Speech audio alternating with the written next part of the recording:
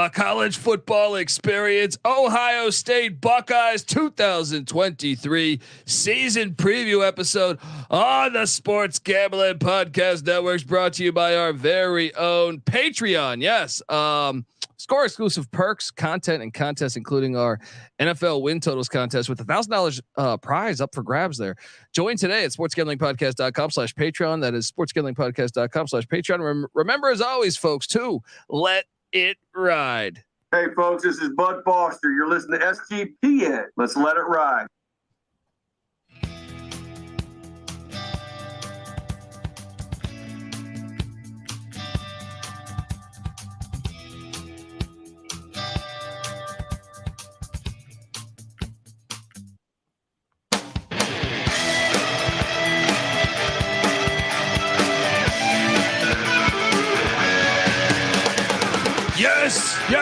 Yes. Woo! Welcome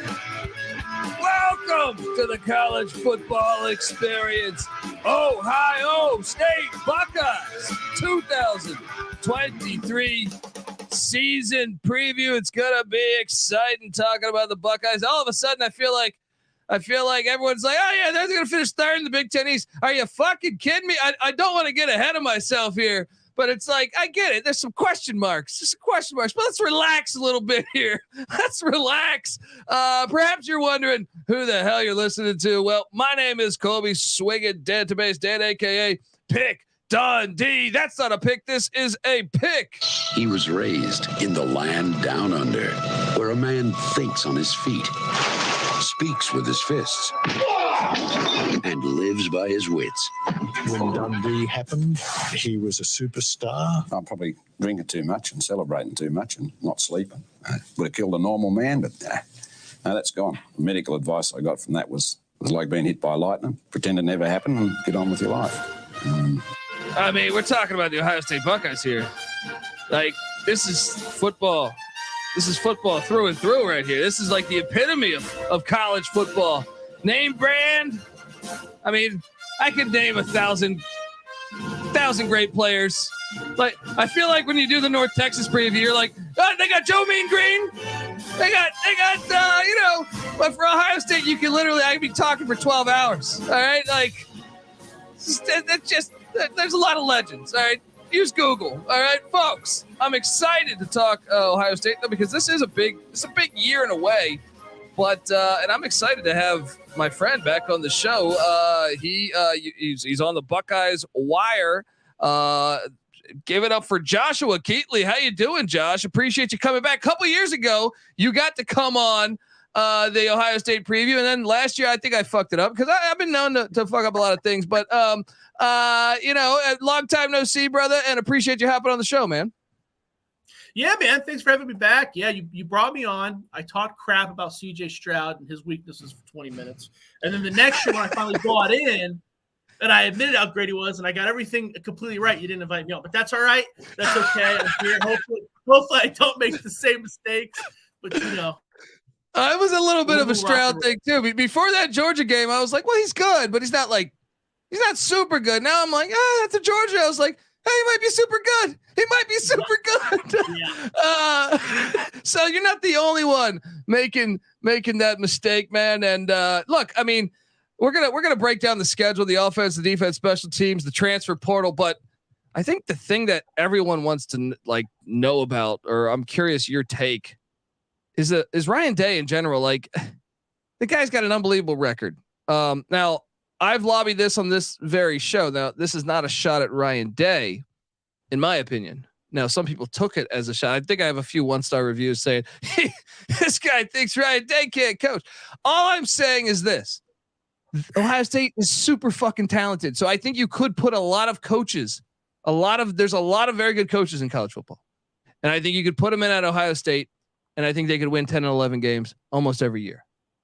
I believe that. Now that they take that as in that means I think Ryan Day can't coach. I'm not saying that. And I do not think Ryan Day should be on the hot seat like some people. I am curious though, what do you make of Ryan Day? And obviously he's lost 2 straight games to Jim Harbaugh. If it was 3, do you think he deserves to be fired? there's a lot of variables that go into it. I can't just say, hey, if they lose, they got to fire him. But he's definitely on the hot seat. I don't think there's anything insane about it. I mean, they are Ohio State. What you're saying is accurate. I mean, Luke Fickell basically was still wearing diapers when he was thrown in as the head coach, and he won 8 games that got bowl eligible. You know what I mean? Yeah. Like it's not a hard place to win at. It's kind of like when people talk about the improvements of the defense, like, well, look at this, look at that. It's like, okay, that's fine, but it's Ohio State. The 3 games that mattered last year, because you had 3 games that mattered, they laid an egg. That's how it worked, right? So I don't think there's anything insane about that. Ryan Day is a great coach. I love him. He's an awesome coach. If he does end up getting the axe, he's going to thrive somewhere else.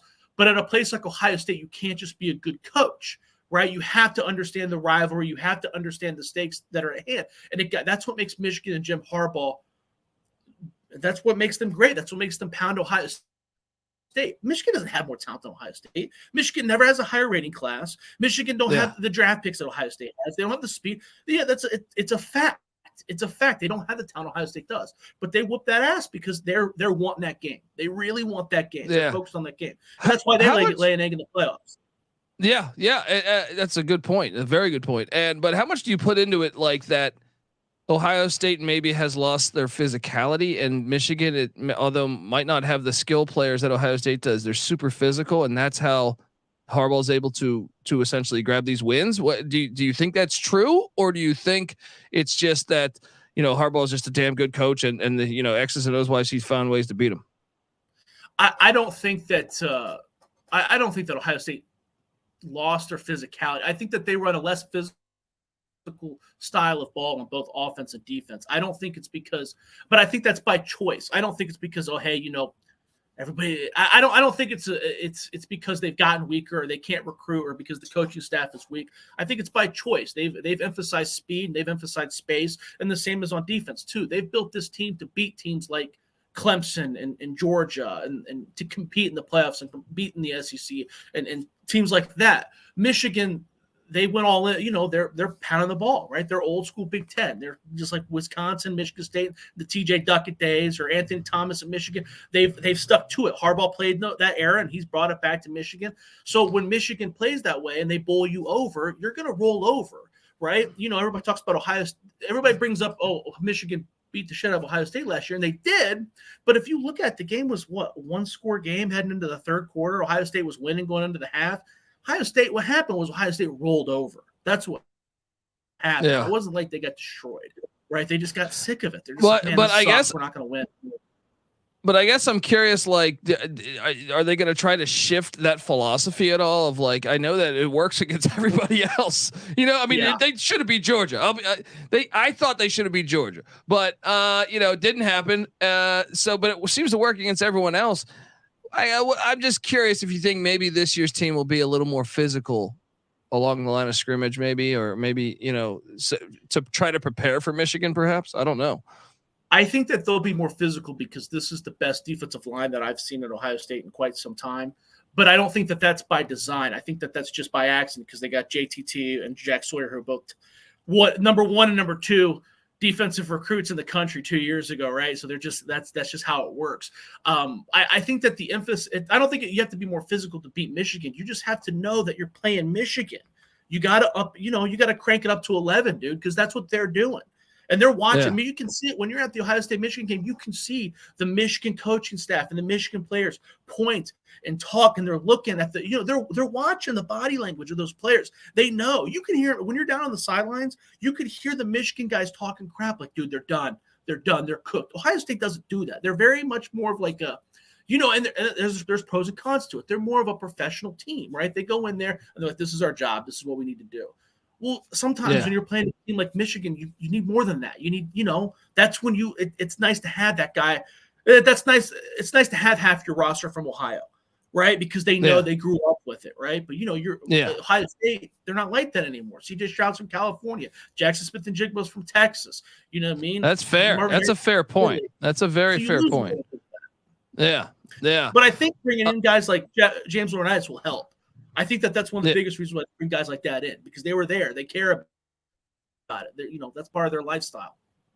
So I know we're going to dive into this guy. Actually, I'll save that question towards the end on this is why this season's so like most years I pretty much just know Ohio State's going to cruise, right? And I feel like since Harbaugh's, the tide's turned a tiny bit there, it makes it more compelling for me to watch Ohio State game in, game out. We're going to talk all about it. We're going to talk about the schedule. We're going to talk about the transfer portal, the offense, the defense, the special teams, all that good stuff. But before we do that, I want to tell you folks out there that the college football experience, Ohio State Buckeyes 2023 season preview episodes brought to you by the Sports Gambling Podcast Patreon. Yes, it is the perfect place for the diehard DGen. Sign up for Patreon to get access to exclusive contests, including our NFL win totals contest with $1,000 in first place. We're going to give away $1,000 in first place. What are you doing, folks? Plus a monthly SGP Stories podcast. Look, I mean, we're going to tell a lot of good stories there. It's going to be off the record stuff. We hung out. Obviously, Mike Leach was a good friend of ours. And, we have some stories there. We also have some stories, perhaps some gambling stories where Scott Tolzien cost Sean Stack and the Money Green about a cool $1 million. We will tell those stories. Shout out to Scott Tolzien. But we'll talk about that. That's why you'll want to do that. And look, there's even a Discord channel for the patrons. And look, this is not a money grab play here. All right. Look, Sports Gambling Podcast has and always will give out their picks for free. All right. We always will. We're not trying to steal your money. This Patreon is just a great way to support the network and fight back against corporate gambling, So sportsgamblingpodcast.com/Patreon. Once again, that is sportsgamblingpodcast.com/Patreon. We've been rocking independent since 2011. So let's go, folks. Check that out. And remember, as always, to let it ride. All right. We are back on the college football experience.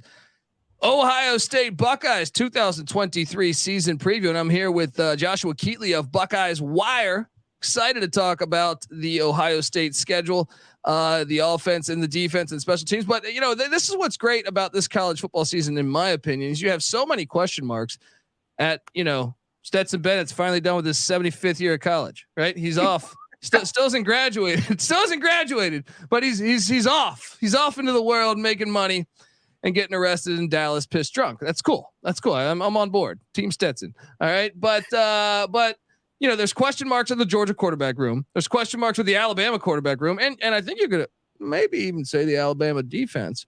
There's a lot of question marks going on in college football, and Ohio State has some of those too. And I think makes for a very interesting year of college football. But let's talk a little bit about the portal because, years ago when I used to do this thing, you'd key in on like one player. You could skip over unless it was like a substantial one. Like I remember like Kelly Bryant went to like Missouri and you're like, oh, we got to talk about Kelly Bryant. Right. But most of the time you can just skip over the portal. Now, no, it's impossible to do that. It is impossible unless you're talking about Clemson or Army, Navy, or Air Force. So, let's talk about what left Columbus, but I'll say this first. Normally when you're Ohio State and you recruit like Ohio State or Georgia or Alabama or Texas A&M, normally you don't win the portal on the percentage of players leaving. But if you go out and get some good gets, I don't think the people realize you could rattle off like 70 names that leave because they're fifth string. You're like, oh, I'm not going to get in the game. Let me head down to Youngstown State, whatever, where I don't confuse that. If LSU or Bama or Georgia or Ohio State are going out to get somebody, that means they're very good. Normally. All right. So I'm going to start with that. But departing from Ohio State is offensive tackle Ben Chrisman, heading over to the Kentucky Wildcats. Also wide receiver Caleb Burton to Hughes Strip Club Freeze and the Auburn Tigers. Also we had good old kicker Jake Siebert heading to Northern Illinois in the MAC. Well, he said, damn it, I want to play on some Tuesday, Wednesdays. Enough of these Saturday games. Then you got, this was an interesting one, and I'm curious your take on this. J.K. Johnson heading to LSU. What'd you make of that get or left? Leave. Yeah. That's the big one. He started 5 games last year, maybe 6, dealt with some injuries, but he was a former 4-star, 5-star recruit that had high potential. I'm sure if you go back and you read some of the articles, even at Buckeyes Wire, before he announced his transfer, he was pretty much locked in as written in as a starter. I think that he saw things differently. I think that he probably got frustrated because they were jerking him around a little bit. that was a guy that when he was on the field, he didn't play very well. He just didn't. He flat out didn't. Ohio State's biggest issue last year was their defensive backfield, and he got plenty of opportunity. It was a part of that. There was a point too where he wasn't playing, and they were playing a true freshman. So I think he got sick of being jerked around and decided to leave. But that's a high potential guy, high ceiling guy that I would be lying if I wouldn't admit he would be on the 2 deep right now if he didn't leave. Yeah, but I don't know. Yeah, no. Gotcha. Now, let me ask you about Javonte Jean-Baptiste, because he heads out to Notre Dame, who's on the schedule this year. Yeah. That was a 4-star transfer rating according to 24/7 Sports. Was that a guy that we were going to see on the field? No, I mean, he was going to be on the 2 deep, kind of like his situation is a little bit different than J.K. Johnson. J.K. Johnson was a guy that kept putting out there because there's potential there. Baptiste, he reached a ceiling. That was a guy who played a substantial amount of snaps. He started the beginning of last season, but as the season wore down, he started to lose snaps, right? JTT was getting in there more. Jack Sawyer was getting more snaps. Zach Harrison they were never going to take him off the field, high caliber 2nd round pick. Javonte was just kind of a tier below. So I think that he kind of saw the writing on the wall, and I think he's going to get more play at Notre Dame. I think he probably is one of the best pass rushers over there. So, I mean, I could see why he left. I don't want to act like him leaving doesn't hurt, but there's a lot of they have 2 studs at defensive end, so he was not going to start, and the 2 guys behind him are younger guns that have a lot of potential. So I think he was seeing the writing on the wall. I don't think it's going to affect Ohio State all that much. Gotcha. Okay. Long snapper Mason Arnold headed out to Michigan State. That's disgusting, going in division. Then you have safety Jansen Dunn heading to the Kentucky Wildcats. Kentucky just reaping the benefits, saying, "Oh, let's go get a bunch of Ohio State guys." Linebacker to how do I pronounce this game? Taraja Mitchell. Is that me pronouncing it? Yeah, he heads out to the Florida Gators. That was a 3-star transfer get, so I'm assuming that wasn't a huge hit to the defense there. No, Taraja Mitchell, but that was a guy who played a lot. That was a guy who was a starter 2 years ago and opened up the season as a starter. He opened up the season in the rotation. He was a senior. He had a lot. If you open up a bunch of preseason magazines, he was listed as all conference. Was never going to be an All-American Raekwon McMillan type, but could have been a Josh Perry type. And he just kind of got beat out. But Steel Chambers figured out the position. Steel Chambers a running back. He figured out the position. Tommy Eichenberg really came out of nowhere and improved throughout the summer. And then they had a buttload of 4- and 5-star linebackers coming in, and then they moved to a defense that only utilized 2 linebackers. So he was just a behind the 8 ball and had decided to move on. That's a guy that I don't know why he's transferred, because I think he's using his COVID year. That's a guy that should go to the USFL or XFL. He's good enough to go get paid and move on. He doesn't need to be in college anymore. I don't know why he decided to make that decision. He's got enough film, enough tape. He's reached his ceiling. I don't know why he left. He should just go on. What if the Florida Gators paid more than the USFL? Could be, right? I don't know if they're paying Taraja Mitchell. That was a guy who was a high school All-American. I mean, he was, he had all the bells and whistles coming in as a recruit. He just never, he just never improved, I guess. Gotcha. And the last one to depart is safety Jalen Johnson, went to the Memphis Tigers. Is that that's not a substantial loss, right? No. They brought in a safety that's going to start. Sonny Styles reclassified. That guy wasn't getting any action. Josh Proctor came back for his 6th year. That guy he didn't play last year, and there wasn't a chance he was going to play this year. Okay, so now let's talk about what's incoming. They go out and get long snapper John Furlman from Arizona State and Herm Edwards. Well, somewhat Herm Edwards, but this was a big one here. Jahad Carter, safety from Syracuse. If you watch Syracuse, I was really impressed with their defense a year ago. I know I'm drawing a blank on the defense coordinator's name. He was hired by Nebraska, but that's a nice get, Jahad Carter. Tell me, have you had a chance to see him? Is this something that they're really excited about? Jim Knowles is getting Jahad Carter. Oh yeah, that was a guy when I saw his name. Because I watched enough Syracuse football, but it was a guy I didn't register, didn't pop off the screen for me. And then when I went back, took a second look, I'm like, that guy's going to start. You could tell immediately that he's going to start. You can see he's going to fit. Jim Knowles runs a very unique defense where he likes to move his safeties around a bit. right? And he fits that mold, right? He can go up and cover a man if he needs to, drop back in zone. He's very aggressive, a good solid tackler. So there's definitely a role for him. He was probably the star of the Syracuse defense, and he's definitely going to have an opportunity to be a star at Ohio State. He's going to have a role. I would probably bet that he's going to start. Yeah, I mean that's a huge get. This is what I mean. It's huge gets. Now Treston Gibbia coming in at the quarterback spot has a guy that I believe he was highly recruited originally at, if memory serves me correct, Nebraska. Then he went to Oregon State. Yeah. Now he's at Ohio State. Just quarterback depth. We don't expect to see him actually getting snaps, or yeah. So he doesn't. I think that if they are forced to play him, it's not the worst thing in the world. But they're not going to win anything with him. Does that make sense? Like if he's got to play, something went wrong, but you know what I mean? Yeah. Okay. Offensive tackle Victor Cutler coming in from ULM, going deep to Terry Bowden in the Sun Belt. Now tell me about Victor Cutler. Is this someone that they actually think, hey, he caught their eye? I know, the Sun Belt has actually been on the rise as mid-major conferences. Is this one that they think was a substantial get? I think so. That's a little bit of a controversial one because some people are out there like, why did they go get this guy? His PFF grades are garbage. I don't think he was a multi-year starter in the Sun Belt either. I think he only started this one last year. And I think it was at guard. But if you go back and you watch him, the PFF grades are kind of misleading because they just weren't a good team, right? So if your entire line falls apart, well, then everybody's going to get a bad grade. Like sometimes it doesn't matter how good you block, the play falls apart. I don't think he's terrible. I don't think he's a liability. I don't think he's going to start, but it would not surprise me if he did. I mean, he kind of reminds me a little bit about Matthew Jones. Matthew Jones is coming back for a 6th year. You had DeJuan Jones and Paris Johnson. Those are your stars, but every offensive line has their role players, even at a place like Ohio State. And that guy could start, and I don't think Ohio State fans are going to know the difference and remember him from the Sun Belt. He's a very quality player. I think that people underestimate him because he played at such a crappy program. Yeah, I could totally see that happening. Also brought in offensive lineman Josh Simmons from San Diego State, the Aztecs there. That's a 4-star transfer according to 24/7 Sports. Interesting. I wonder, is this another one that we think like Simmons will be on the field? That when you take on Indiana week 1? Yeah, so that's one.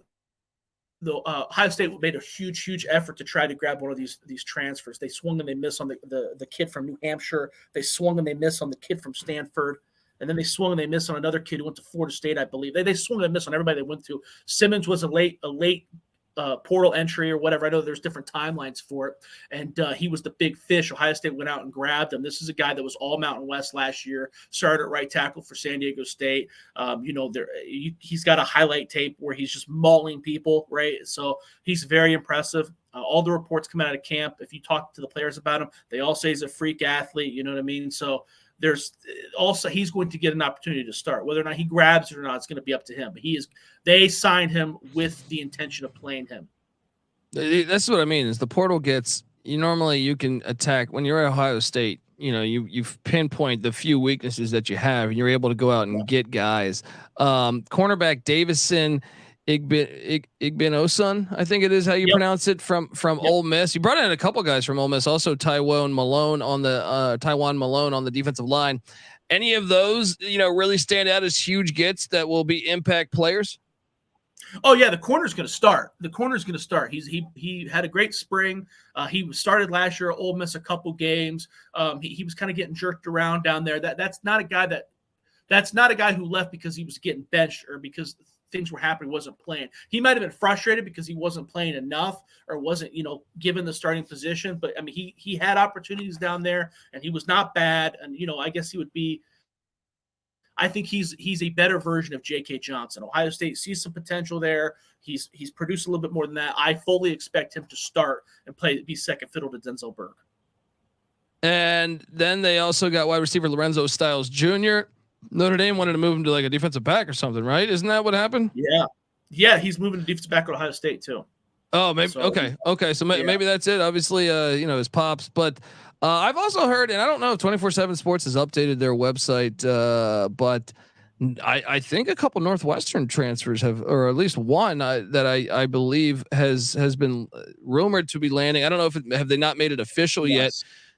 But is that a concrete thing? I thought maybe 2 players from Northwestern, because obviously with what's going on at Northwestern, a shit ton of players are hitting the portal. Well, I think it's only 5 right now have been announced to leave, but I think it's going to be a lot more. Do we have any more intel? Is that if there's any official signings from anyone from Northwestern? Yeah, Nigel Glover's the dude, man. He was Yeah. he was the biggest recruit. I don't want to say Northwestern history, but he was the dog there, right? You know, and I was on a podcast a couple weeks ago talking about Northwestern's recruiting class, and they did great. That was one of the guys. They nabbed 2 big fishes from Ohio, and it was Nigel, and it was a defensive end from down south. Both guys were guys that Ohio State looked at and you know, recruited but didn't push real hard, right? Those guys kind of knew that they were second fiddle, so they went to Northwestern because that guy was going to play at Northwestern as a freshman, but he's decided to come back home, which is great. I don't know if he's good enough to see the field now, you know, because I guess he is a true freshman. People forget that because I think they get all stoked because it's something new, right? The new shiny piece, but realistically, it's still a true freshman. So I don't know if this is a guy that's going to play immediately. We got a very deep linebacker room. CJ Hicks was a guy that was a 5-star last year that didn't play. You know, Powers was another local kid. Gabe Powers, another local kid who didn't play last year, 4-star recruit. So he's still going to come in and compete. It's not like they're just giving him, you know, the starting gig like they are that Davison kid from Ole Miss. So, but that's a big get for Ohio State. That's a big get. Like Gotcha. I said, that guy was a 4 or 5-star kid. Gotcha. I don't know about any yeah. other. I don't think any of the other guys are official yet. But still, I would say they won the portal just because those are all areas of weakness, and they were able to strengthen. I know they lose J.K. Johnson. It seems like Johnson and Jean Baptiste are like the only substantial hits on this team. Maybe a little bit of Mitchell at the linebacker spot to go into Florida, but this has got to be a win if you were to grade this, right? Yeah, I would say so. I think the Taraja Mitchell thing was definitely a mutual breakup too. They were ready for that to happen. That was a conversation that happened within the locker room. Caleb Burton was one that I didn't like. That was a wide receiver that I was really high on. He kid from Texas. I think he had some underrated speed. He kind of reminded me of Devin Smith, and he was just very thin. And I don't think he wanted to. I don't ever want to say someone's not a hard worker because that's how it's going to come off. But he saw the writing on the wall. That's a guy that wasn't whose body was not ready to play. And they brought in guys that are ready to play. Carnell Tate is a 5-star kid that's going to be ready to play. Well, that kind of sucks if you're looking at, you know what I mean? You're trying to work hard and gain weight, and they immediately bring in someone who's better than you. So I see why he left. That was a guy that I kind of thought could be something special. Well, yeah. I mean that we're gonna have to monitor him, you know, moving along to the next spot. But looking at the offense, new offensive coordinator Brian Hartline. Wasn't there a lot of talk that Hartline? I feel like he's a fan favorite. He obviously played at Ohio State, but is there talk that you think if they would ever pull, you know, if they got the axe, would they go with Hartline maybe? I see the Hartline thing. I guess that this will be my CJ Stroud topic for this year, where I'm in the minority because everybody loves him. But the Brian, when they lost, the whole talk when they lost to Georgia, the whole talk of Ryan Day was, "Hey, I'm going to step back. I'm going to hire a real offensive coordinator who's going to call plays." And then he went, and you know, I'm sitting here thinking, okay, Seth Luttrell got fired. You know, there's guys out there with big time experience calling plays that could bring something in. You know. And he promoted Brian Hartline. And I was like, why did you do that? But, you know, the reason they did that is because Brian Hartline was going to get a head coaching gig. Multiple people contacted him. Cincinnati was one of them. It was kind of a situation where it's like, listen, if I'm not going to be OC, I'm out of here. So they made that deal. So I wasn't super happy with that, but I understood it. He's going to get a head coaching gig eventually. I was about to say, I mean, it's got, I mean, if they're going to put together like a top 10 or top 20 offense, you know, this is going to happen, right? I mean, so it's a Luke Fickell situation, right? Do you want to be patient with him and let him, you know, and make him the coach if you got a Ryan Day? I wouldn't do that. I'm Ohio State. I can go get the pick of the litter, right? I can go do what LSU did with Brian Kelly. So I wouldn't do that. Just like I think that Ohio State made the right call by firing Luke Fickell the first time, or not necessarily firing him, but bringing in Urban Meyer instead of letting him figure it out. You don't have that kind of time at Ohio State. You want to win now. You can always win now. So I don't think that that's a real possibility, but there will definitely be a segment of the population that is screaming for him to be hired. Yeah, it's going to be interesting to watch. The offense a season ago, Only the second best scoring offense in the country, 32nd best rush offense, 14th best pass offense, starting at the 9th best offense. Nice situation to walk into. Now, if you're in a brand new offense, we get a top 10 offense. Now, the only tricky part is they did lose some pieces on that offense, but Kyle McCord, is it? I know Devin Brown has been rumored as well, but I'm assuming McCord will be the starter when they take on the Hoosiers on September 2nd. Yeah. I'm thinking it's gonna be McCord. McCord throws a nice ball. He's already got a good relationship with Marvin Harrison Jr. They went to the same high school.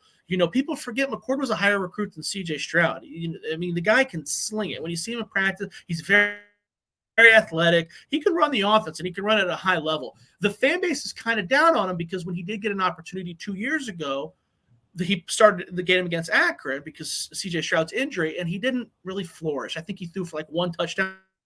But he also threw for over 300 yards. So it's like, guys, let's chill out a little bit. You know what I mean? It's his first under the lights, I know it's Akron, but it's still a nighttime game. He threw for 300. Let's chill out. But that guy can sling it. I got a lot of faith in Kyle McCord. I don't want to say he's a weakness, but he's definitely a question mark. Devin Brown is a guy that I got to watch a lot. I was at Browns Wire when he was being recruited. So when he came out of Utah or Arizona, wherever he came from, but his high school tape is very reminiscent of Dwayne Haskins. Kind of, because he's just a good distributor, does what he needs to do. A lot of the times they go out. The reason that's a good comparison is because Dwayne Haskins didn't really wow you with a lot of traits, but he had a great arm and he ran when he needed to. And Devin Brown's very much like that. And you can kind of tell by his attitude. His attitude's like that too. That's why his number's 33, right? He's kind of like that old school quarterback. Yeah. So if either one of those guys ends up with it, I'm happy. I think it's going to be McCord. Devin Brown was injured during the spring too, which no one says it gave him a step back, but it has to, right? You can't miss time like that and not hurt. So 100%. Now, obviously Treveyon Henderson's a stud out of Virginia. Absolutely. And now I wonder if he'll get the rock more. We kind of already alluded to this, and I just think naturally you lose CJ Stroud. I know the receiving room is absolutely ridiculous as usual, but I just wonder if because you're inexperienced at quarterback, do you think the Buckeyes will have a stronger emphasis on running the ball to Treveyon Henderson this year? I'm hoping, based off of what I see from the schedule and the talent that they have at wide receiver, I'm hoping that the game plan is to throw it as much as possible and get him to be a good quarterback, right? You got a couple easy games at the beginning, and you got a good enough wide receivers to where I could throw a couple touchdowns at these guys, right? So that's you know what I mean? Like that's what my game plan would be. Treveyon Henderson's he's a bad dude, bro. And the Ohio State running backs, people don't talk about them enough because they're always bumped and bruised. But I know everybody talks about the Michigan running backs and Wisconsin running backs, and rightfully so. But I would put the Ohio State running backs as better than all those guys. I mean, this is the best running back room I can remember in Ohio State history since like 92, like in 1992. Like all those guys went to the NFL. I mean, none of them were studs. You had Eddie George and Robert Smith, but Butler, Binotti, Raymond Harris, Jeff Coughlin, all those got to the NFL. That's kind of how this running back room is. Mayan Williams is going to be a star in the NFL. Treveyon Henderson is going to start in the NFL. Evan Pryor is going to get a shot in the NFL. Dallan Hayden, that's a guy that was getting offers. People were calling him. Tennessee was calling that dude to try to get him to join the portal.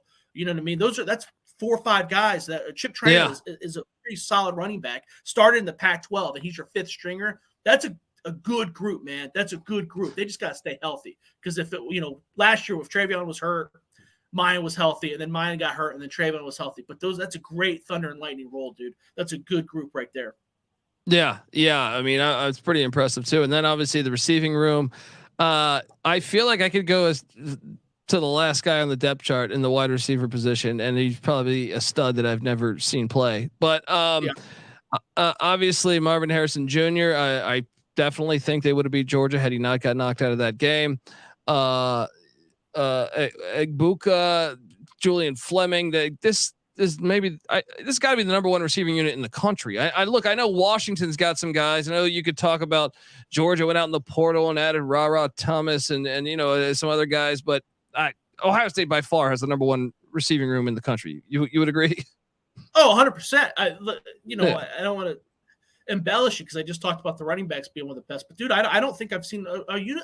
I have seen Jackson Smith and Jigba, Garrett Wilson, and Chris Olave. And this group is better. I really, truly believe that. Marvin Harrison is a freak. That guy, he's probably the best wide receiver I've ever seen. And a lot of people will vouch for that. And he's gained 10 pounds of pure muscle. He's swagger for days. Doesn't have this cockiness to him. It's just a very quiet confidence with this just unmatched swagger, kind of like his dad. It's crazy. Emeka Egbuka is just fast as hell. You move him around. That's another first-round wide receiver. If you put Emeka Egbuka any other school, he's the number one guy. Carnell Tate, 5-star recruit. No one's even talking about him because he committed to Ohio State so early. The hype kind of died down, and they went out and they got another 5-star wide receiver. I mean, both those guys can play. Julian Fleming, I mean, that guy was compared to OBJ coming out, another number one wide receiver, 5-star, dealt with injuries, had a rough game against Northwestern last year, but another guy who's put up a highlight reel. And that's not even talking about the tight ends. Cade Stover, all Big Ten last year, another guy that they're comparing to some of these other first-round tight ends. G. Scott was another former 4-star tight end. And then Jelani Thurman is a guy they got in this year from Georgia who's built like a goddamn brick truck. I mean, he's just huge for a true freshman. He's going to play. I can guarantee. I don't know how. I mean, look, Ohio State's always had studs at wideout. Like back to Chris Carter. I feel like Jeff Graham or David Boston, but never like this. Like the past decade, they've taken a turn where it's like, it is unbelievable how deep their receiver room is. I don't recall maybe ever in college football. I know you could, we always do the backfield thing of like, hey, Barry Sanders and Thurman Thomas are at Oklahoma State at the same time. This Ohio State receiver room is fucking insane to me. It's absolutely insane. And is that all Heartline's work? Is that all Heartline's work there? I mean, yeah, a lot of it is Heartline. It's a lot of it's the offense. So Ryan Day does deserve a lot of credit there. Heartline, he, for lack of a better term, he swings a big dick with those recruits, bro. Picks them up at the airport in his Lamborghini, shows them around town. It's a guy who's in the NFL for 10 years, making millions of dollars. And he's also a guy, you're an 18-year-old 5-star recruit, you're looking at him, you're going, dude, I'm better than you. I can do this. If you got this, I can do this. You know what I mean? That's who you want to learn from, right? If you got Eddie George picking you up who's 6'3", 240, you're gonna be like, I don't know if I check these boxes, sir. But Brian Hartline, he's tall, but he's not an intimidating individual. So there's just something to him. He's got a great personality. He's put it together. These wide receivers are great. Like you said, Ohio State has always had solid receiving corps, but there was always a blatant 1 and 2. David Boss and D Miller. That's a blatant number 2, right? Chris Carter and I don't remember Doug Donnelly or whatever. There's always an obvious number 2. Not this year. It hasn't been like that in a while. It's like everyone's a stud, dude. I feel like I honestly have never seen Bryson Rodgers play, but I feel like he's probably nasty. Yeah, like I bet you, like if you go through, it's a really unbelievable the way they've really turned into wide receiver U. So the offensive line only returns 2 of 5 starters. Is this what I know? Everyone's saying the quarterback position. We circle, Brown or McCord as the X factor for Ohio State. I think maybe you make more of the emphasis on the offensive line, right? Is this the thing? Like if the offensive line plays good, Ohio State can win the national championship. So I'm curious your take on the fact that you're only returning 2 of 5.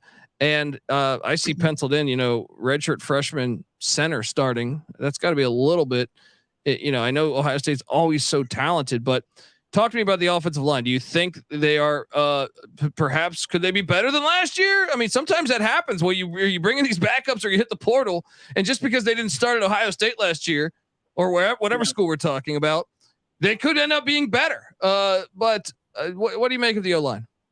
I don't know if they're going to be better because Paris Johnson, DeJuan Jones were. I mean, that was again to talk about throwbacks to Ohio State. It was very reminiscent of Orlando Pace, Corey Stringer. I mean, those two dudes just did what they did really well. But the offensive line is not really a concern to me. Donovan Jackson is going to be an early round draft pick. That guy's an absolute monster. You have him at guard. Matt Jones is coming back for his 6th or 7th year. He's the Stetson Bennett of Ohio State offensive line football. So he's going to come in there and do a good job. He's going to be an all-conference guy. And then they got a bunch of guys that were former 4-star, 3-star guys. Josh Fryer was a former high school All-American. He's going to get a crack at offensive tackle. And but if you look at the abundance of what they have, Josh Fryer, Zen Mikulski, that's another 4-star guy. James, another 4-star guy. Enoch Mbahi, another 4-star, 5-star guy. Carson Hinsman, that's the freshman you were talking about at center. Tegra Shabola.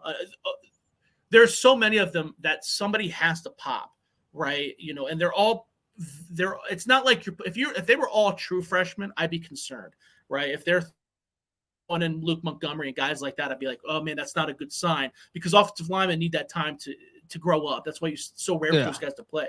But a lot of these guys, you see them in spring. You saw them gain weight throughout the fall. Every now and again they were getting snaps. I mean, some of these guys are ready to rock and roll. Tegra Shabul is a guy. The line might not be the same against Indiana as it is against Michigan, but I don't think it's going to be a major concern. A guy like Tegra Shabul is a perfect example. That's a guy who just mauled people in high school. I think he played at Trotwood, and he was, he outweighed everybody by 100 pounds.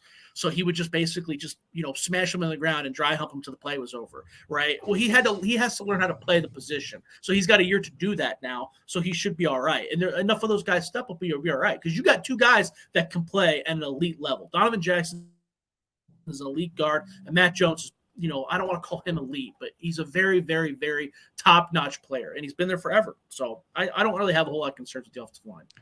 There we go, folks. Talking to Joshua Keatley of Buckeyes Wire with Ohio State. Now let's talk about the defensive side of the ball. And hopefully you're watching this on YouTube, folks, youtube.com/thecollegeexperience. But the defensive side of the ball, Jim Knowles obviously comes in from Oklahoma State a year prior. And that had always been kind of the concern under Ryan Day, I guess, was, even though it's not like they were bad, but Knowles obviously got the defense to a top 10, final finish there. They were 9th in the nation in total defense, 24th in scoring defense, 24th in rush defense, 26th in pass defense. What'd you make? And are you happy with are you still, Ohio State fans? I know obviously you had the Alex Grin situation. I know that didn't work out. And where are you guys at with Jim Knowles? Well, I'm a little biased because I wasn't really for the hire in the first place. I feel like his defense is a little odd for the Big Ten. But I'm still a little disappointed because we kind of talked about this before the show started. A lot of the reason why those stats are blowing up is because they smushed people like Rutgers, they smushed Maryland, but they didn't smush Michigan, right? JTT went off against Penn State, so that's a good sign, and they did a good job against Notre Dame, but they didn't smush Michigan, and they didn't really stop Georgia. But even against Michigan, there were signs of life. Jim Knowles, he plays such aggressive defense. He always says, I can't remember the exact words he says, but his defense accounts for 5 big plays. That's what his defense accounts for. That's how aggressive he is, and he knows that, and he's aware of that, and he said that. The problem is against Michigan, all 5 of those big plays were for touchdowns. That's so that can't happen, right? Yeah. So I'm a little upset.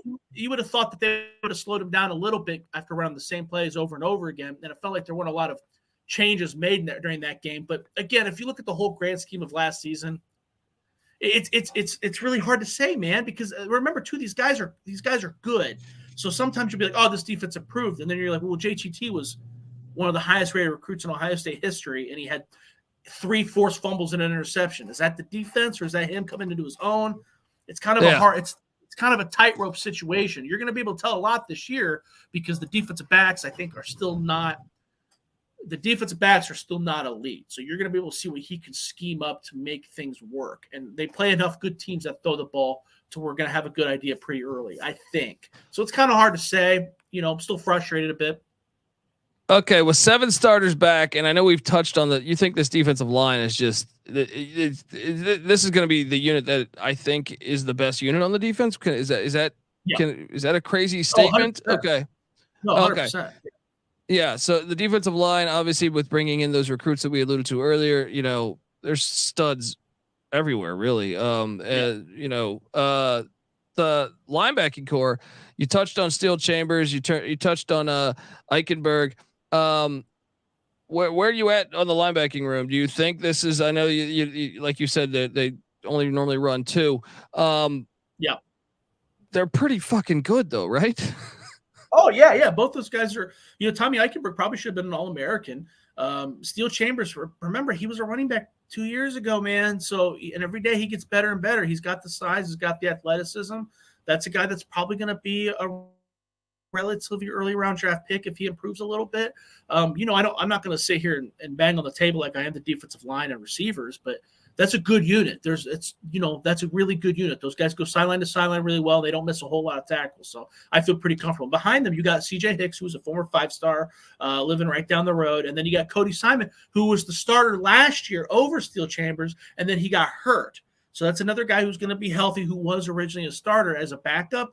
That to me is a pretty good. There's some depth there. There's some good news there, I think. Yeah. Gotta like the depth. The secondary is what you alluded to, which is crazy to me because I know you're bringing back, Denzel Burke and Ransom and Styles at the safety spot. But when I picture Ohio State football growing up, whether it was Sean Springs or Chris Gamble or something, they always had that guy in the secondary. What has happened here? And is this the clear weakness of the defense? Oh yeah. This is the concerning part of the defense for sure. This is what's going to make or break the defense. This is how Jim Knowles will be judged in my eyes, is if the defensive backs are any good. Denzel Burke is really good. Denzel Burke checks all the boxes that you want in a first-round defensive cornerback. But just because he checks those boxes doesn't mean he plays that way. Last year was rough. Last year he played better as a true freshman than he did last year. I know he dealt with some injuries, but a lot of those injuries were kind of like, was he hurt? Because I didn't see. Did you see him get hurt? That situation where it's like, is he really hurt, or are they just pulling him because he's got some confidence? He changed his number randomly, like some dude cutting his hair when he breaks up with his girlfriend. Well, that's okay, whatever. But there's just some issues there. Lathan Ransom and Josh Proctor, they're coming back for their 4th and 5th year. I think one's coming back for their 6th year. So those are guys that don't know the defense. Lathan Ransom is a very impressive player, but again, he was out of position a bit last year. The other corner, you're hoping that the kid from Ole Miss and the kid from Syracuse step up. There is depth there. There's interesting pieces there. Sonny Styles is going to start. Sonny Styles is a 5-star recruit who reclassified to be a true freshman last year. Dad was Lorenzo Styles, brother Lorenzo Styles Jr. This is a kid who's like 6'4", 220, moves like a gazelle. So he's going to start. He's going to be very effective. There's some guys there. Kai Stover, which is another guy that really played well last spring as a true freshman and kind of fell down the depth chart because the guys were more experienced. He's got another year under his belt. Jordan Hancock is a guy kind of like J.K. Johnson, where everybody keeps talking about this potential he has as a starter at corner, keeps getting hurt, kind of slowed back. So there's pieces there, but he's got to put them together, right? So that's my issue. Ronnie Hickman was a guy that started last year, and I don't want to blame Ronnie Hickman because Ronnie Hickman was a very solid player, but you can make a whole highlight reel based off his missed tackles and being out of position. So with him gone, we'll see what happens. Yeah, I think the secondary position, that's what you circle, but still the team is loaded. Punter's back. Kicker, let me ask you about this, because obviously you had that North Carolina transfer that missed a kick against, obviously as fucking the ball dropped in on the East Coast. Parker Lewis, he's back. Parker Lewis, the TV show, he can't lose. How do we feel about the kicking situation going into 2023? Well, Jesse Mirko is a great punter, so I don't have no concerns at punter at all. Another Australian dude. Parker Lewis, I think he's going to be. I don't think there's going to be a huge drop off there. That was a guy who was good at USC, and he got some kicks in last year, so it's not like he's completely rusty. You talked about the kid that left. Jake Sieber, he was a kid that was basically an Ohio legend. He was one of the higher rated recruits as a kicker, and I don't know what happened. He just never really clicked for him. And every time he was out there, it was kind of disappointing. Very odd. That's a guy who's nailing 60 yards in high school. So they decided to move on, and they moved on to Parker Lewis, who's a guy who has legit college experience at a Power 5 school and who's done it in front of a big number of people. So I think I'm comfortable with it. I'm very comfortable with it. And you touched base on Jesse Mirko. Is that how I pronounce that? Mirko? Yeah, Jesse Mirko. Yeah. We got to kick Dundee here, guys. An Australian punter. We love those here on the College Football Experience. Yeah, their team seems absolutely loaded. Look, we're gonna go game by game on the schedule. I know we're running a little long, but it's fun to talk about. It's fun to talk about just this team in general, or when there's national championship, aspirations and potential on this roster. So look, before we get to going game by game, I want to tell you that the Ohio State Buckeyes 2023 season preview episode on the College Football Experience is brought to you by Underdog Fantasy. The NFL season is right around the corner, and Underdog Pick'em is a great way to get down on a ton of NFL player props. It's also available in a ton of different markets. That's what I love about it. Sometimes your state might not be allowing gambling. you can always use the quarterback sneak, little play action fake, and that is Underdog Fantasy. There's plenty of opportunities to win in their daily MLB contest, and of course, make sure you enter their Best Ball Mania, where first place gets $3 million. Head on over to UnderdogFantasy.com. Use that promo code SGPN for 100% deposit bonus up to $100. That's UnderdogFantasy.com, promo code SGPN. All right, we are back on the College Football Experience. And I want to tell folks out there, not only do I host the College Football Experience, I host the FCS College Football Experience. I also host the College Basketball Experience. When the basketball season starts, I'll be here every single night of the season as well. So Ohio State fans, please hit us up. Check us out. We come together as one on YouTube, youtube.com/the College Experience. So check us out. All right, look, if you're watching on YouTube, you'll see this sweet graphic done by Cam Kerr and the win total sitting at 10.5 wins. You know, without diving into the schedule, I know that Ohio State's got some question marks, but get out of here. I'm on the over. If I had to blindly say, you know, am I a maniac for thinking just without diving into the schedule? Come on, man. Well, I mean, when's the last time they lost two games in the regular season? I guess they had the Oregon. Okay, but not often. Not often. I feel like they're going to be the most talented team on their on the schedule. In pretty much every single game they play, you know what I mean? Unless they schedule a non-con game with Bama or something, or Georgia. So I lean over, wouldn't you? Oh yeah, for sure. I would definitely lean over. I don't know if I'm running to the window, right? There's not a lot of room for error there, but when you look at the schedule, it's probably one of the tougher big schedules that they've seen recently. But I mean, realistically, there's probably only 3 teams that hang within the same talent level as them, and even that's kind of debatable. So I'm with you there. Yeah. Let's get to week 1. They head to Bloomington, Indiana, to take on the Hoosiers, and Tom Allen, raw. I think he'll be. I think he's gonna be fired at the end of the year. So I was actually a little bit. And look, I think Tom Allen's a decent football coach, but I was a little surprised that they retained him this past year. So the line. I think the line. No, I haven't looked at it in a couple of weeks. I want to say I saw this at 28, mid-July. There's no way we're taking Indiana here, right? You had all scared for this game. Yeah. No, this is I like Tom Allen too, but man, this is his farewell tour, dude.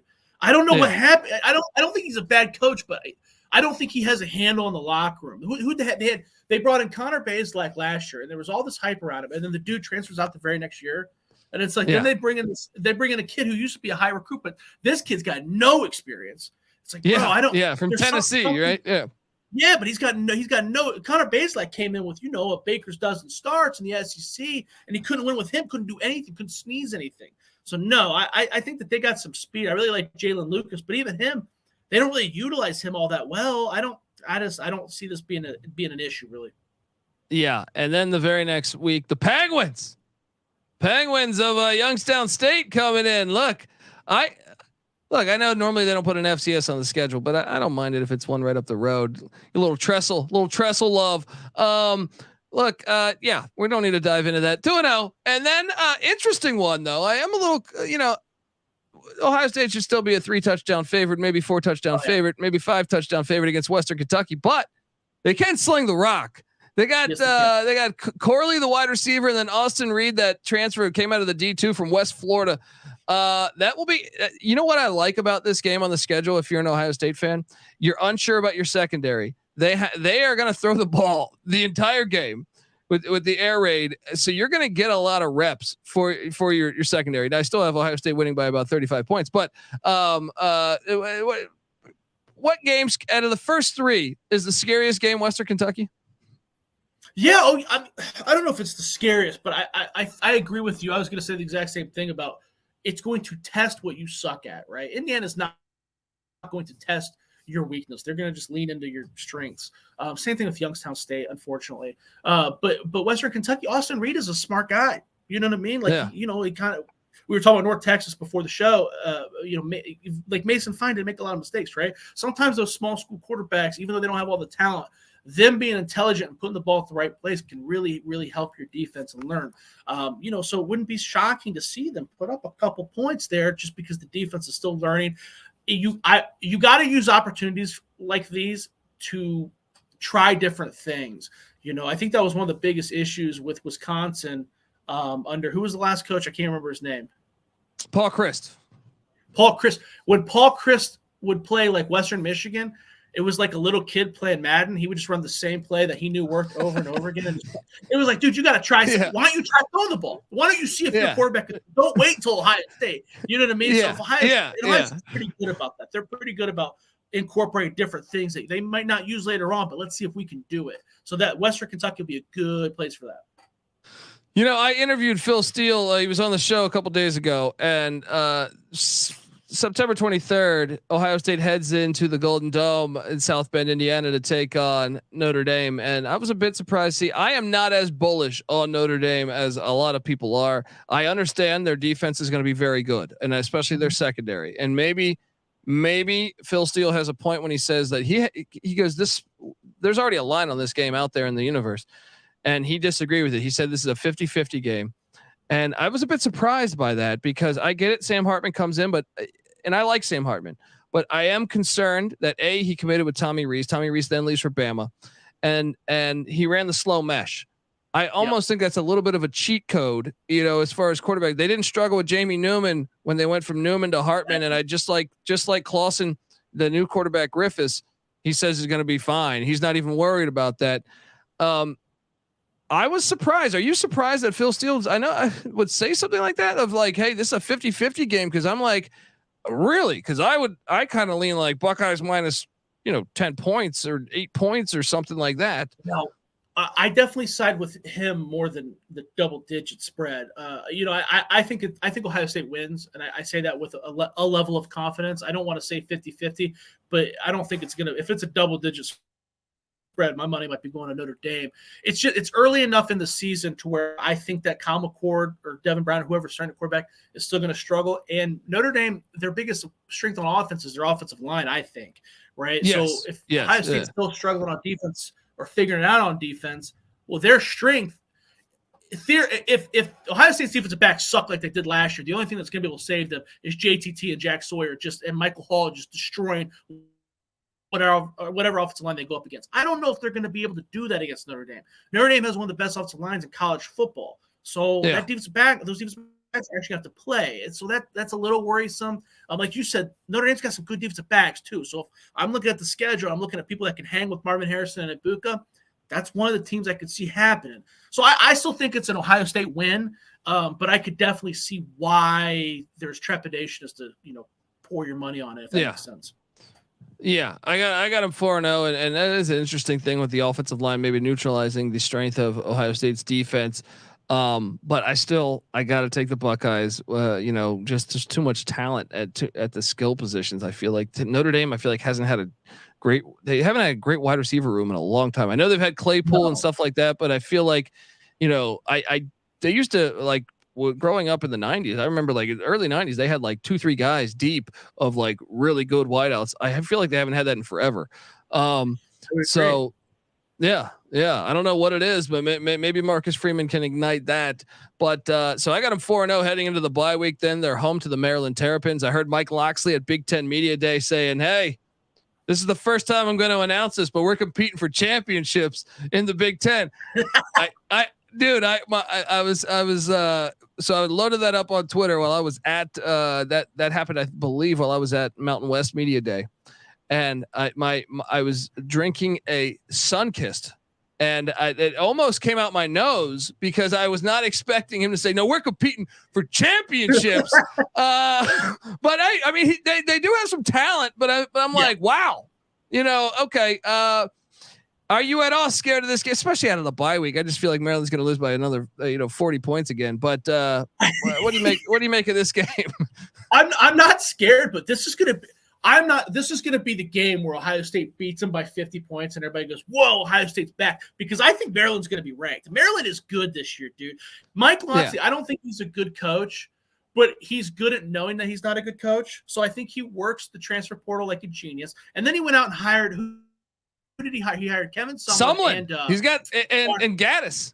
Yeah. Yeah. So it's like, all right, Kevin Sumlin, that guy can coach, right? He wasn't great, but he can coach. You got those two guys backing you up. And then you went out, they got guys that can play that are proven, especially on that offensive line. They grabbed that kid from Frostburg State, and they grabbed another kid, and they grabbed a wide receiver who's fairly productive. Everybody that they got in the portal, you could kind of like the difference between them and Indiana. Indiana was just grabbing whatever they could take. You know what I mean? Like a person in a hurricane at Walmart. Maryland didn't do that. Maryland picked and chose what they, everybody that got has a piece, and they bring back their quarterback who's been in college for 10 years. So that's a good team. Ohio State's going to pound them because, at the end of the day, the talent gap is huge, right? But Maryland's going to be good this year. And that's going to be a very impressive one on Ohio State's resume, I think. I think they'll be undefeated going into that game.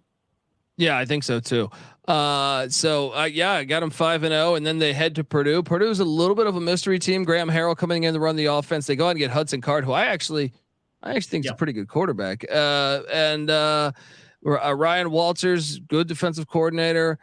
Purdue lost a lot in the portal / graduation, but at the same time, they're kind of a mystery team to me. They part of me thinks it could be year one of a brand new head coach that you think, oh, they're going to struggle. But then part of me is like, the Big Ten West is last year, the Big Ten West, it's always a little wacky in the West where, maybe they could be better than what we think. What's your take on Purdue? I think that they're going to be pretty bad. He does in a unique situation where I think that the Purdue defense is actually not that bad. They got a couple players that can play a linebacker that can move, a couple defensive backs that are embarrassing. So I do think that he's going to be able to elevate that defense and the talent that they have there. I don't know what their plan is on offense. That offense is designed to do what Brom did, and it kind of. I don't see the plan there. If it was me, if I was in charge of Purdue, I probably would have hired GJ Kenny from Incarnate Word, because that kind of fits what they were doing. And then, I know that's just kind of how I view it. So I'm not really sure what their vision is on offense. I think Hudson Card helps, but I don't know what else they got there. But that defense should be okay. Maryland would be a tougher opponent, I think. But doesn't Purdue have the longer history of fucking with Ohio State as far as if it's okay. So maybe we circle that one. It's also a look ahead spot because Penn State's on deck. Penn State's getting a ton of hype. Obviously their running back room very good as well. Look, I already did. I was a guest on a Penn State podcast, but I have Penn State losing this game, but I have Penn State beating Michigan. So we could have a potential 3-way tie going. What do you make of this game? If Drew Allar is as good as people say, I'm not ready to crown him yet, to quote Dennis Green, right? Talk to me about this game. Obviously, Penn State, if you go back and look, if Clifford doesn't make all those mistakes, they might have beaten Ohio State, but that's in Happy Valley. On the road in Columbus, I got to take Ohio State here. So I did a podcast a couple weeks ago, and I did pick a gun to my head. I picked Penn State. I think that this is the best Penn State team that Franklin has ever had. Their biggest weaknesses are, like you said, quarterback Drew Allar, which we've seen glimpses of, and it's really good. And he was a former 5-star, and they maybe have the best offensive line in college football. Penn State's offensive.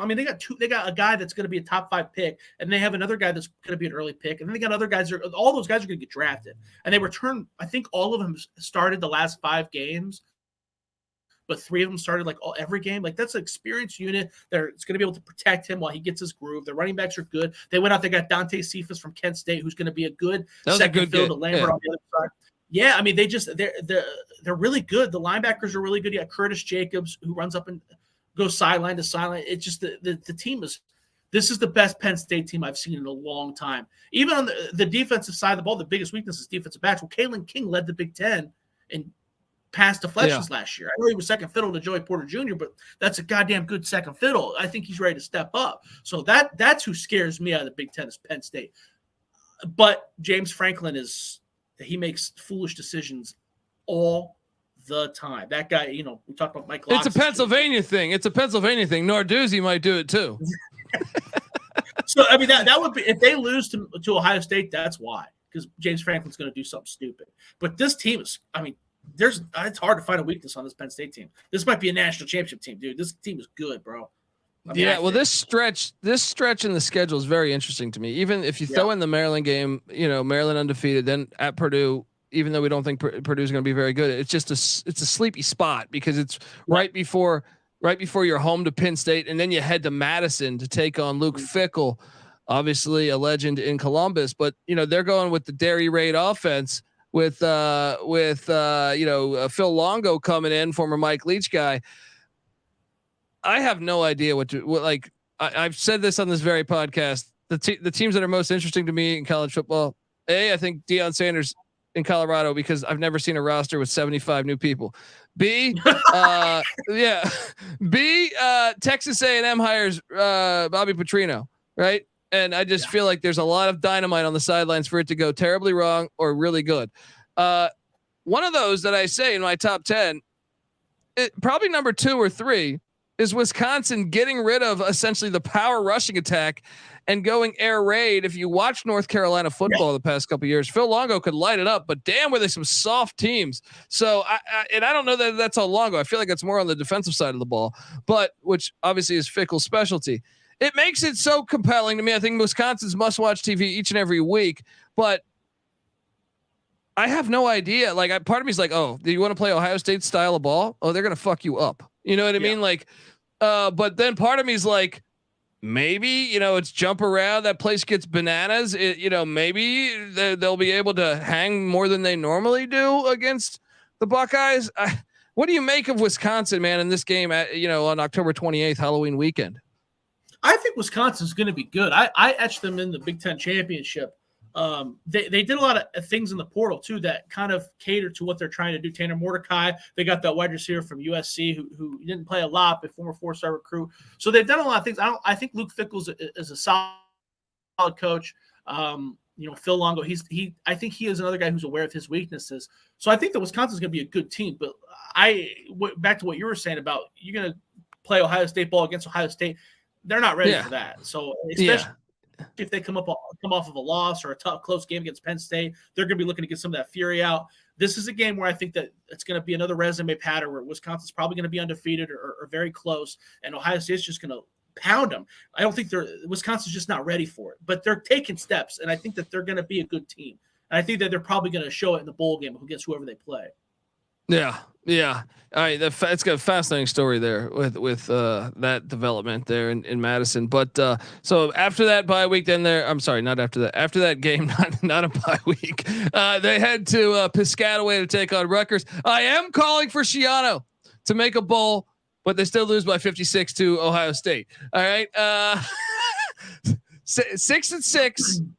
Rutgers gets to the the Chimichanga Bowl or something. I don't know, right? They're gonna figure it out because they get Northwestern. Rutgers' schedule kind of aligns nice. I was just looking at that. That's a hot take. The 6-6 season for Rutgers. Come on. I got Rutgers. I got Rutgers at 4-8, so I'm close, but I just can't meet you there. I can't. I completely understandable. I just think well, I had it. They open up on a Sunday against Northwestern, and after that fiasco, because I think I had them at 5-7. Then I was like, oh, they're 6-6 now, baby. Right? Let's go. Obviously Ohio State has been. Don't look at the scores in the history of this game because that'll make you not watch this game unless you're a true diehard Ohio State fan. Why? I don't understand. Schiano's so weird because their defenses are always. I don't want to say good because you can't be good if someone's scoring 80 points on you, but there's always 3 or 4 guys that go to the NFL. There's always a guy there's always a player that busts, or, they got that Max Melton, Aaron Lewis. Those are a couple guys that are going to play on Sundays. And, this is the kind of game. There's always a guy where like Ohio State will win by 75 points, but then you look at the stat sheet and it's like, oh man, did that guy get 3 sacks? Do you remember a couple years way back in the day when Ohio State played Buffalo and Khalil Mack just wrecking ball Taylor Decker? Ohio State beat like 60 points, but you're like, man, Khalil Mack had 2 sacks and a forced fumble. You just kind of in the back. But Schiano can't. I don't know. He refuses to use the portal. I don't know what the deal is. But he can never get a quarterback. I don't know what's going on there. It's weird. Well, what's weird is I think in conference realignment when you say like all these teams are getting moved around, Washington State or Oregon State might be left out and in the Mountain West, and you're like, well, how the hell does Rutgers get this pass? Where all of a sudden they're going to be making that Big Ten money. You're like, the world's not right. You know what I mean? Like historically, some of those programs, like Oregon State won a Fiesta Bowl and beat Notre Dame in like the early 2000s, and you're like, they've been a decent program. I remember they lost to Sanchez And it's like, how does Rutgers get this pass? But hey, somehow the playing the first ever college football game saves you in the New York City market. Okay, remaining schedule: home to Michigan State, home to Minnesota. Can we talk about? I don't fear the Michigan State game. If anything, I feel like Michigan State is not going to be very good this year. I agree. The Minnesota game I find interesting because obviously it's the game before the Michigan game, and all the emphasis, all the talk around the whole college football world will be about, can Ryan Day finally get over the hump against Jim Harbaugh after 2 straight years of the loss there. But PJ Fleck in Minnesota, could that be a sneaky game? I don't think so, because Minnesota's got a pretty good defense. They really do. They got defensive backs that can flow well to the ball. They got that safety that's probably going to be an early round draft pick. I don't know if they got the juice on offense. They got that wide receiver who's been there for 7 years that tears his ACL every spring, creates the Autumn Bell. They got question marks at quarterback. I don't think they have the juice. And historically speaking, Ryan Day usually pounds whoever they're playing the game before Michigan. Was it last year, the year before Michigan State was undefeated, and they beat them like 90 to 9? That's right. It wouldn't stop. It was like 42-0, and like it was like 42-0 with like 5 minutes left in the second quarter. And you're like, good God. Yeah. Like, yeah. They scored so fast that game. When I was there, I barely got to watch it because I do the highlight, the highlight pieces for Buckeyes Wire. And I'm like, just nonstop scoring. It was crazy. But he does circle. He usually keeps his guys in check. But maybe that's one of the reasons why they lose to Michigan. Maybe. I mean, so then you have the game, obviously November 25th at Michigan. And to me, I'm no Michigan fan, folks. I don't want you guys to think that, but to me, this is the one game that I would not have Ohio State favored in, just because it's at Michigan, and Michigan was able to use that nice NIL collective called GoFundMe to go to bring back a couple guys like Blake Corum and stuff. And that's and to me, I still wouldn't be shocked if, I mean, obviously this is Ohio State's the more talented roster from a recruiting standpoint, but I just think going into Michigan, it's the one game I have them as a dog in. So I am on the over on this regardless, because I think they could go undefeated. I also think they could lose to Penn State and beat Michigan. So I think 11-1 is probably the most likely outcome for me. I am on the over with Ohio State, but I am curious, how do you feel about the Michigan game this year? I put it in the same category as those other two, Penn State, Notre Dame, right? Toss up. But I got confidence in Ohio State. We watched the Ohio State Michigan game a couple weeks ago, and it was bad. It ended up as a bloodbath. But like I said, if you watch that, the Ohio State was winning heading into halftime. Yeah. And then Michigan scored to take the lead in the third quarter, and it just kind of snowballed. And you could kind of see the body language of everybody dying. This is an Ohio State team that is better than Michigan. If they handle their shit, they can win this game. There's no doubt in my mind. Blake Corum is a great running back, and he is better than Donovan Edwards. But I don't think that's enough for me.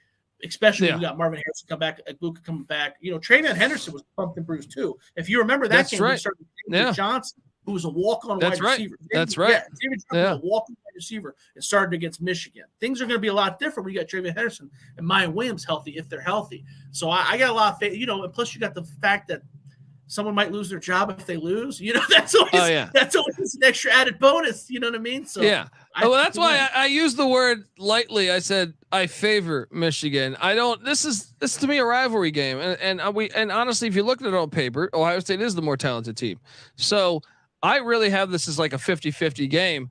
I do want to see if Ohio State's going to be a little more physical, because I thought that was, to me, like you sort of alluded to there, was like, I feel like they got beat down, and by the third quarter or late in that game, you could see it. But Ohio State, obviously the years of losing in a rivalry game like this, you only get more fired up to beat them and get that opportunity to beat them. So it would not shock me at all. But I definitely think over is the play here. I know the schedule does have more away games than previous years, but at the same time, I'm not as bullish on Notre Dame as the others, and the fact you get Penn State at home. Now, maybe that Wisconsin game, that's a weird game to me, but I think 11-1 is what's going to happen here. And look, I know you work for Buckeyes Wire, so I don't expect you to take Michigan, because you'd probably be unemployed. But at the end of the day, you thinking 11-1, 12-0, 10-2? What would you lean if you had to project that or guess. You know, if you're with if your dad is asking, if you're talking, you're grilling out in the backyard or something, your dad's like, "Hey, what do you think realistically we're going to go this year?" In my preseason predictions, I wrote 11-1. I had their only loss to Penn State. That's what I got going on. Yeah. Well done. Buckeye Wire, keep him around. Well played.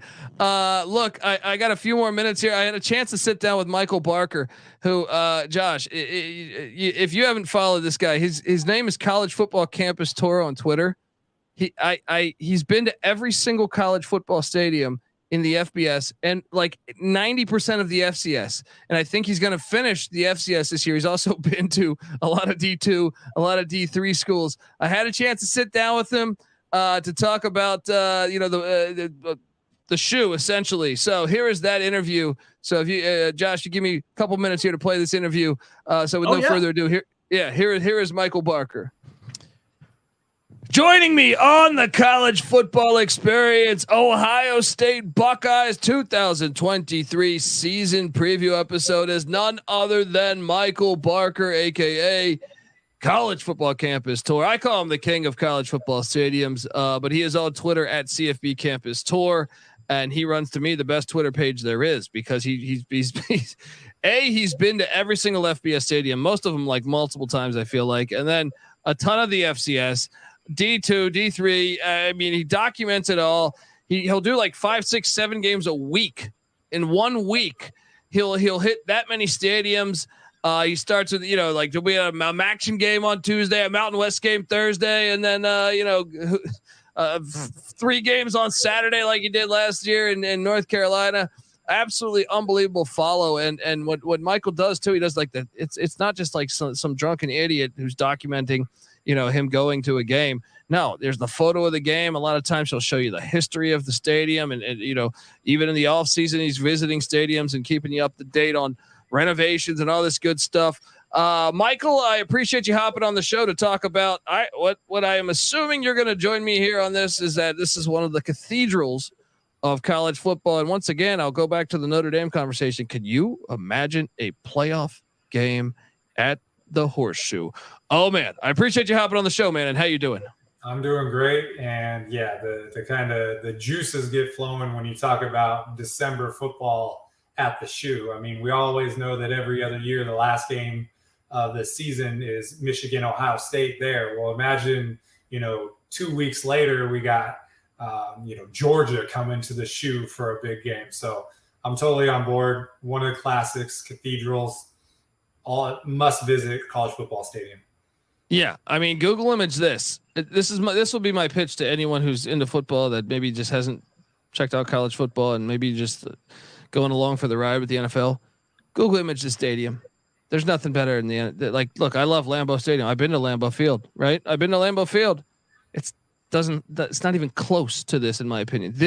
Google image some of the other stadiums that we talk about frequently on this show. This stadium's fantastic. Tell me about the history of Ohio Stadium. So it opened in 1922, so 101 years old. The original capacity, 66,000. Currently, it's 102,000. When it opened, there was a lot of schools that were building the classic bowl shape, like Yale Bowl was one that influenced a lot.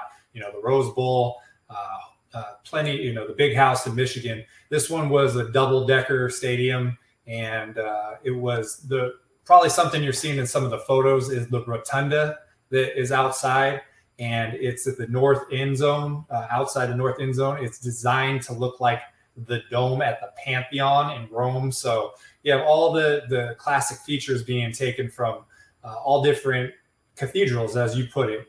And the record crowd they ever had, we talked about Michigan, 2016, 110,045 in a stadium that holds 102,000. So somehow 8,000 people squeezed in without a seat.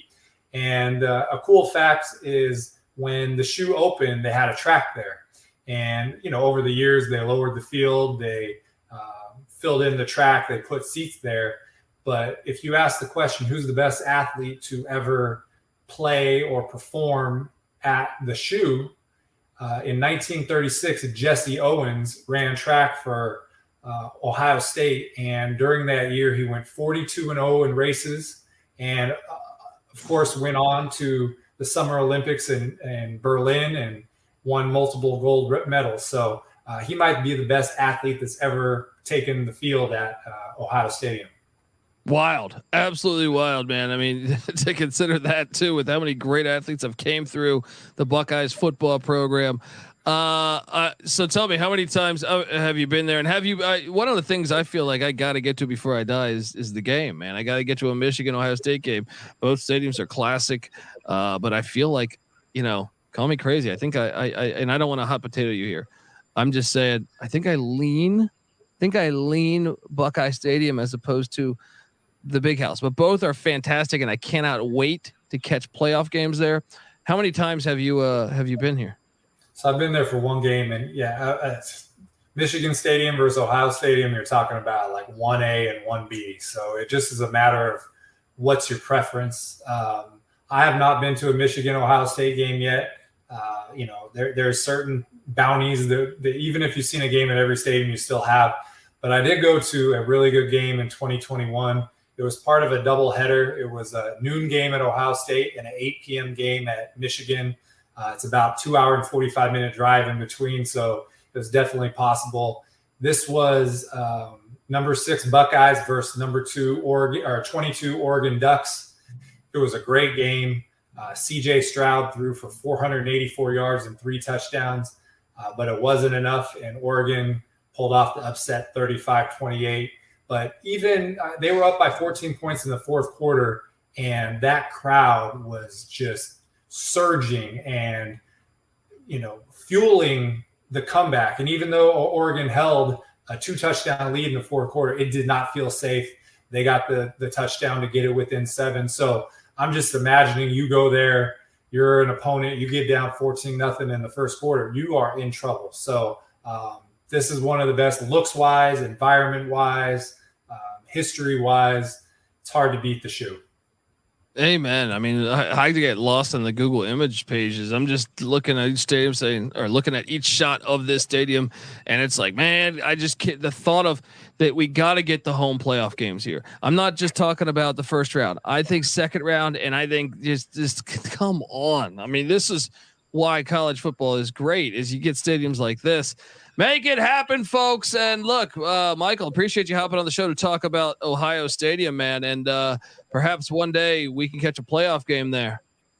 Oof, man. And the funny thing is, it could be 2 degrees. It could be snowing. The tickets could be $1,000 a piece, and that place is getting 102,000. It doesn't matter. So I'm on board with the idea. And if that ever happens, we got to go.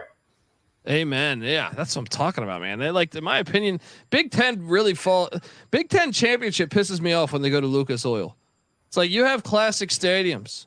You have classic stadiums everywhere. Come on. It's Big Ten football. Let's keep it outdoors. Keep it outdoors, folks. Michael, I appreciate you hopping on the show, man. And have a wonderful day, man. Thanks for talking Ohio Stadium with us. Yeah, thank you for having me, Colby. Always fun talking with you. Michael Barker, and look, Josh, I appreciate you being patient, waiting for us. We're doing a record time here. Ohio State's going to have the longest team preview of all time, so that we can tout that. No, you're good, brother. But I'm curious. I mean, come on, man. Home playoff game at the Shoe. Come on, man.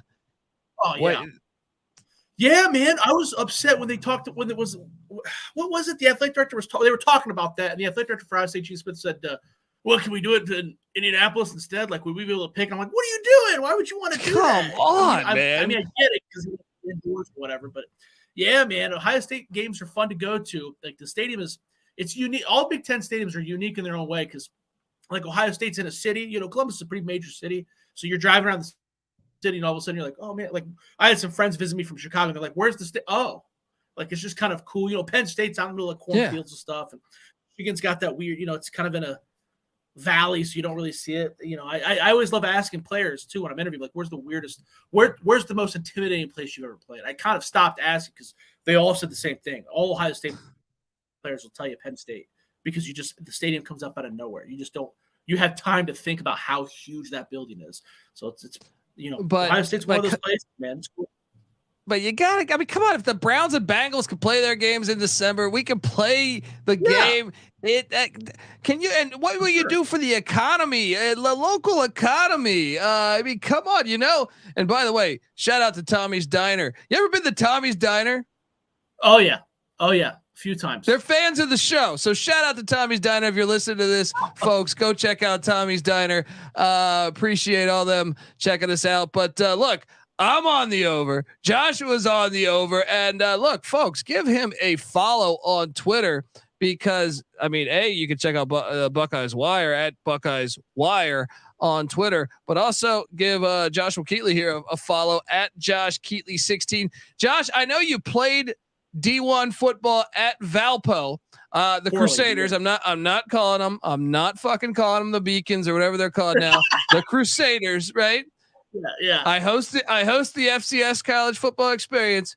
How they looking? How are they going to be this year? Any inside Iggy on? It's like night and day from when I played there, man. They got a coach who actually knows what they're doing. They're competing. They had a running back that's he got signed by the XFL. They're doing things, man. They're kind of getting back to their roots too, where they're running the ball a little bit more. When I was there, they fired a dude who was old school run. That's who I committed to, Stacey Adams, who ran the ball, pounded the ball, and then they hired a guy who came in from a D2 school and he threw the ball around. That didn't work. You know what I mean? Sometimes that old school stuff, you just got to go back to it. And they're a lot better than when I used to play. They're not winning championships or nothing, but they're a lot better. I think San Diego probably rules the roost in the PFL though, huh? PFL. Hey, but they're breaking in a brand new head coach. We might have new life. Folks, subscribe to the FCS college football experience as well as the college football experience, because I'm gonna have to have Josh on to talk a little PFL, a little Pioneer Football League. All right. I appreciate you coming on the show, brother. And look, we are both on the over here, and I feel pretty decent about it. I mean, I know it's 10.5, so obviously, like if a quarterback gets injured or something, this could really affect it, especially because there's more road games. It's a tougher schedule, I feel like, as you alluded to, than previous years with Ohio State. So look, folks, subscribe to the college football experience. We are on Twitter at TCE on SGPN. Give us a follow there. I'm on Twitter at the Colby D. Also youtube.com/the college experience. And as I alluded to, the college basketball experience, the FCS college football experience, the college football experience. Subscribe to all of those. We also have the Big 12 experience, which I'm not a part of, but it is part of our feed. So go check out those. And folks, cannot wait for the season to start, because this year's going to be fascinating in Columbus. This is the college football experience, Ohio State Buckeye style. You better start thinking about yours, and we out of here. Run and shoot.